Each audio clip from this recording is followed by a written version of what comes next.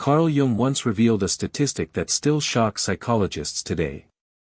83% of his most dangerous patients, people who eventually became deeply destructive, displayed the exact same warning sign before their downfall. Not aggression. Not open hostility. Not obvious toxicity. Something far more subtle. Something that hides in plain sight. It can appear in people who seem kind, charismatic, and utterly harmless. People you might trust. People you might even admire. But Jung's warning was clear. When you see this sign, your only real protection is immediate withdrawal. Today, I'm going to show you exactly what that sign is, how it works, and why it destroys lives, sometimes without a single blow being struck. The sign Jung feared most. It begins when someone starts projecting their shadow, the unconscious, denied parts of themselves, onto others. With absolute conviction. Projection by itself is common. We all sometimes attribute our own flaws to others without realizing it. But this is different. This is projection weaponized by certainty. The person doesn't think, maybe they're selfish. They know you are. In their mind, it's not opinion. It's reality. And once they believe this, they will not change their mind, no matter what you do. The patient who changed Jung forever. In 1913, Jung treated a patient who seemed the very definition of harmless. Charming. Well-spoken. Genuinely concerned for the well-being of others. But Jung noticed something disturbing. Every time this patient described someone as manipulative or evil, the traits he listed were eerily familiar. They weren't the other person's traits, they were his own. Without realizing it, the patient was describing his own hidden manipulativeness, cruelty, and selfishness, but placing them in everyone else. And then the damage began. Within 6 months, he had destroyed 3 relationships. Gotten 2 colleagues fired. Driven his own brother to a nervous breakdown. Through it all, he believed himself completely innocent, the victim of others' malice. That's when Jung realized, this wasn't misunderstanding. This was the most dangerous psychological mechanism in human relationships, unconscious shadow projection fused with total certainty. Why it's so convincing. Modern neuroscience now explains why these people can be so persuasive. Dr. Robert Sapolsky of Stanford found that when someone projects their shadow with complete conviction, their brain activates the same neural patterns seen in delusional states. They're not just lying. Their brain has rewritten reality to fit their belief. That's why. They can pass lie detectors. They can convince mutual friends. They can make you question your own memory. To them, it's not a story. It's the truth. The reality distortion field. Jung noticed that this kind of projection doesn't stay contained. The person doesn't just see you through a distorted lens, they pull others into it. Psychologists call this a reality distortion field. And once others are inside, it's nearly impossible to get them back out. It's how entire families turn against one member. Whole workplaces unite to ostracize one person. Communities ruin reputations based on nothing more than conviction and charisma. 5 red flags you must never ignore. Jung documented 5 unmistakable signs of dangerous projection. Absolute certainty about your motives. They don't guess or wonder, they tell you exactly who you are and what you feel. Immunity to evidence. The more proof you give, the more they twist it as confirmation. Excessive emotional intensity. Their reactions are wildly disproportionate to anything that actually happened. Perpetual victimhood. No matter the situation, they are always the innocent party wronged by others. Recruitment behavior. They work to get others to see you the way they do, often with a tone of concern. When you see all 5 signs together, Jung warned, you're no longer in a disagreement. You're in a psychological trap. The escalation pattern. Jung mapped a predictable chain of events. Initial projection, small, odd misreadings of you. Conviction crystallization, the narrative hardens. Reality distortion, everything you do proves their view. Social recruitment, they tell others, I'm worried about them. Collective possession, others adopt their view. Systematic exclusion, you're pushed out socially, professionally, or emotionally. The key is recognizing it by stage 2, before they gather an army. Why people do this? Here's the tragic twist. These people project not because they're strong, but because they can't bear to face their own darkness. They see in you what they can't tolerate in themselves. By making you the problem, they keep their own self-image pure. But in doing so, they often become the very thing they hate, and remain utterly blind to it. How to protect yourself? Jung's protocol was brutally simple. Trust your reality. If someone's description of you feels alien, believe yourself first. Stop explaining. Evidence won't help, it feeds the loop. Limit information. Don't give them ammunition. Document everything. They will rewrite history. Check with outsiders. Find people outside the distortion field. Withdraw early. Once they start recruiting others, it's almost too late. The bigger lesson. The most dangerous people are not cartoon villains.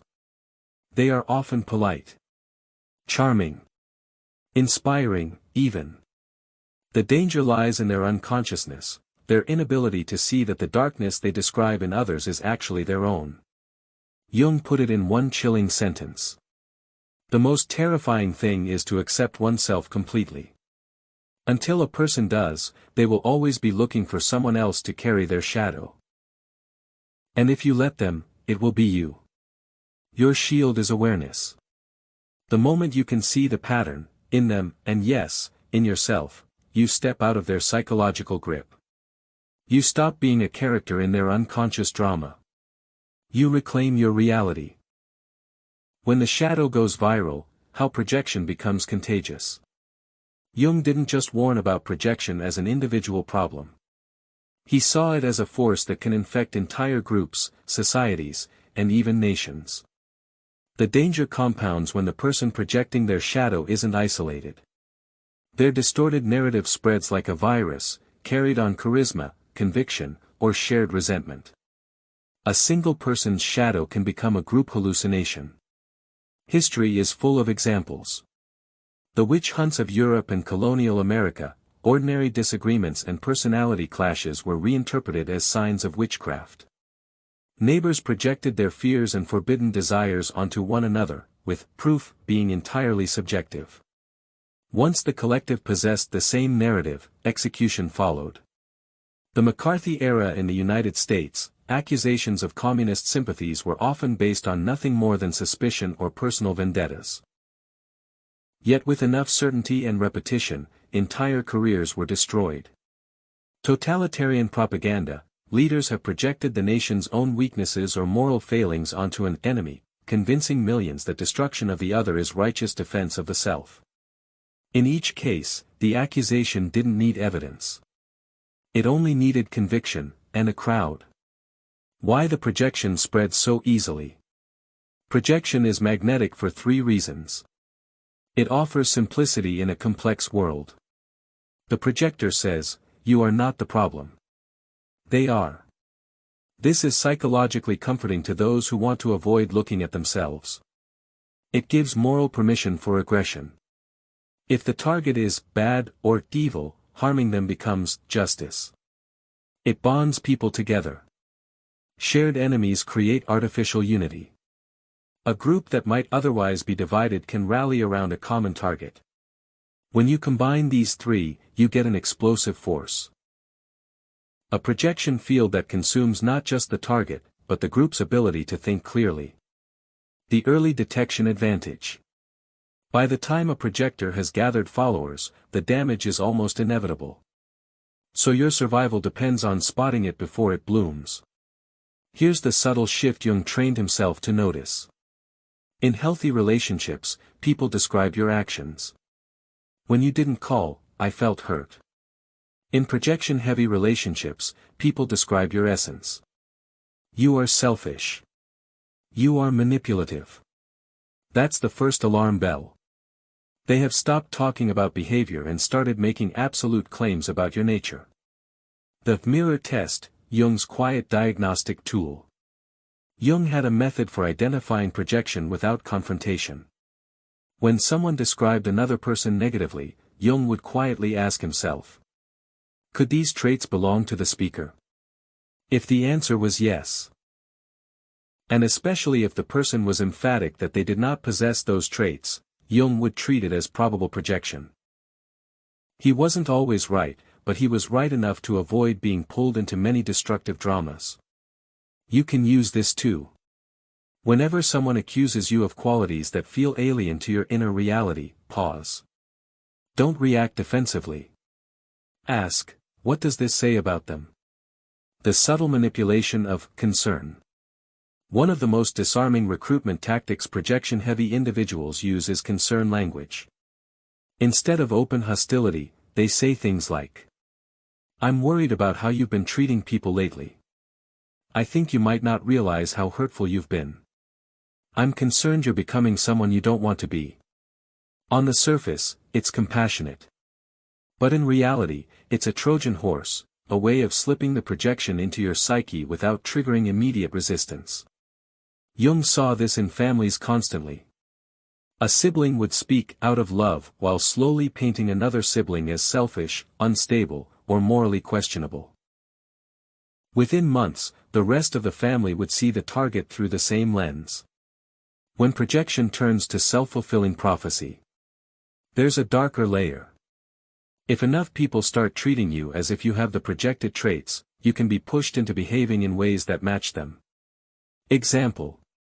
If you are constantly accused of being angry, defensive, or untrustworthy, no matter what you say, eventually you may stop sharing openly. Withdraw emotionally. Respond with irritation out of exhaustion. To the projector, this is proof they were right all along. The cycle completes, and their narrative hardens into fact. This is why projection is so insidious. It doesn't just distort reality, it can reshape it. Jung's three-tier protection strategy. Jung's advice for self-protection can be summed up in three escalating levels. Tier 1, Psychological Shield. Keep an inner journal of what you know to be true about yourself. Use it to anchor yourself when someone else's certainty tries to overwrite your reality. Remember, their certainty is not evidence. Tier 2, Tactical Boundaries. Avoid situations where the projector can control the narrative. Keep communication in writing when possible. Refuse to engage in defend yourself conversations, these are traps. Tier 3, Strategic Exit. If you see recruitment behavior starting, begin creating distance immediately. Reduce contact to the minimum needed. End relationships where possible before the collective possession phase. The trap of fighting back. One of Jung's more uncomfortable truths is that directly fighting projection often pulls you deeper into it. Every rebuttal becomes proof of your guilt. Every act of defense becomes evidence of your aggression. He compared it to wrestling with a shadow. The harder you try to pin it down, the more it merges with you. Sometimes the only real victory is to step out of the frame entirely. The danger in ourselves. It's tempting to read all this and think only about others. But Jung insisted that projection is universal. The same unconscious forces that make someone dangerous can live quietly inside us, waiting for the right stress or wound to activate them. This is why Jung called self-awareness the only real immunity. If you can spot your own projections early, you prevent them from building into the destructive patterns he feared most. Questions to ask yourself regularly. Who am I certain is the problem right now? Could anything I see in them be a reflection of something I haven't faced in myself? Am I describing their behavior, or their essence? Projection in the age of social media. In Jung's time, projection spread through face-to-face communities. Today, it spreads instantly across digital networks.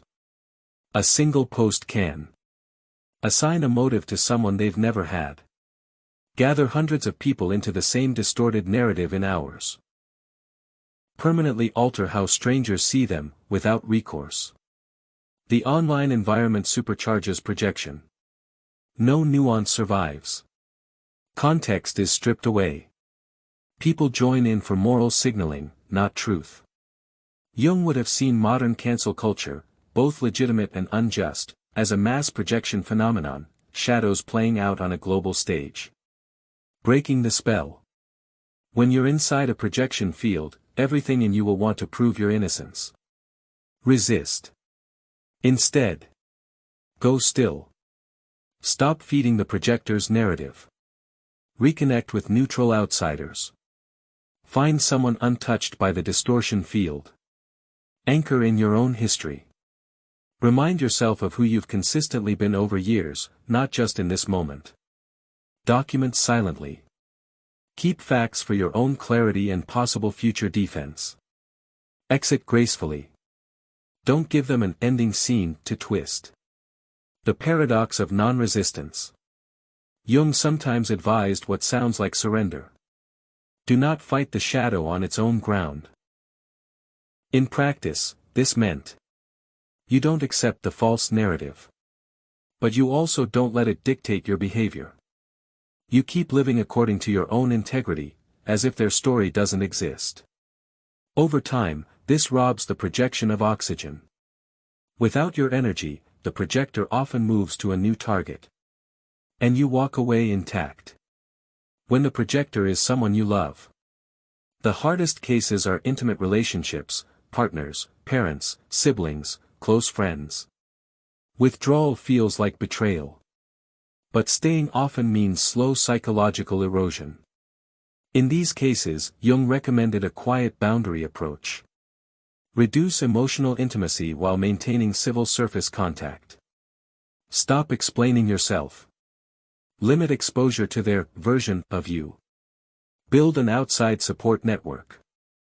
In rare cases, with sustained boundaries and zero reinforcement, some projectors lose interest in maintaining their distortion and quietly drop it. But don't rely on this. Why awareness is freedom. The instant you can see the projection for what it is, something changes. The fog lifts. You stop wondering, what's wrong with me, and start thinking, what's going on with them? That shift, from self-doubt to observation, is the moment you step out of the trap. Jung called this de-identification. You no longer see yourself through their lens. You reclaim your own perception. And with that, you stop being a pawn in someone else's unconscious drama.